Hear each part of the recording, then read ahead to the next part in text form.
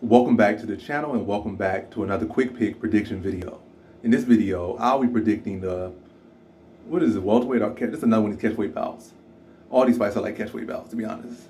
Yeah, so catchweight bout, and I even say weight class. We not didn't worry about weight class. We not worried about weight class. So in this fight, we got Jingliang versus Daniel Rodriguez, and I see this one right here. I'm gonna say high confidence Daniel Rodriguez. No disrespect to Jingliang and his nice suit and his accomplishments, but I don't think he gets hit too much and is a slow starter. Daniel Rodriguez is going to establish, his position pretty early. I'm not going to say he's going to knock him out. I feel like he's a possibility, but Jingliang has not really been stopped much. Khamzat Chimaev made him look easy in the submission department.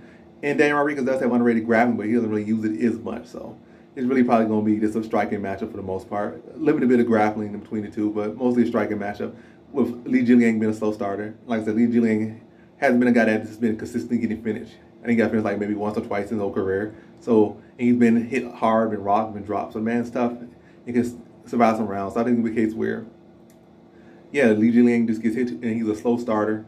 So I feel like that's going to set the tone, and he's never going to really be able to get back momentum. Like he might land a good shot and rally, but I feel like that slow start against a guy like Daniel Rodriguez, who's not like necessarily a sloppy fighter.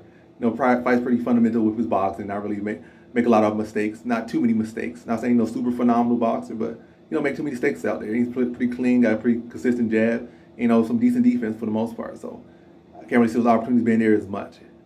Like Salikov is a high-low striker, but he makes, his style is unorthodox, and it does leave openings. It opens up different angles to land clean shots and power shots, but also leaves openings to get caught, just like he got caught in his last fight. But in the same thing, Dan Rodriguez doesn't make the same, unorthodox movements, so he's kind of polished and always basically in a stance where, he could hit and he could defend at the same time, or step out of range, step in, like a textbook boxer. So I really see those opportunities being there as much for Jingliang, and also the tendency to give up rounds, and also coming in here, being that tough guy that he is, that legend, or that, I'm not a legend, but that warrior that he is. He's gonna go on to be a legend, but that tough guy, warrior that he is, and accept this fight on short notice, and then take a fight against guys like 10 to 15 pounds heavier than you, at least on the day of the weigh-ins.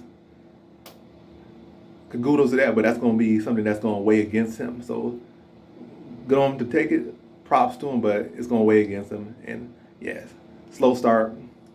And Daniel Rodriguez is going to take full advantage of that. Does he win away? No. Probably hurt him a couple times. Jingliang probably going to touch him a couple times if the fight goes down, it winds down. But that early start from Daniel Rodriguez is going to be, or the early momentum and the early work is going to more than carry Daniel Rodriguez over. And I'm not saying he's going to get flushed out later on in the fight. He's going to be in a competitive. But I feel like Jingliang, for the most part, whether he wins rounds or not, it's going to be more so he's going to look his best later on in the fight, or mid-half to the last half. And again, losing up that first half. It's been a slow start of his. And even like I said, you kind of watch pretty much any of his fights. Even the ones where he gets his best performances, it's always like he's behind. If you guys don't even know their name, went 0-2, 0-3 in UFC, they would start fight rocking him, and he'd be like, give him that round and knock him out the second round, something like that.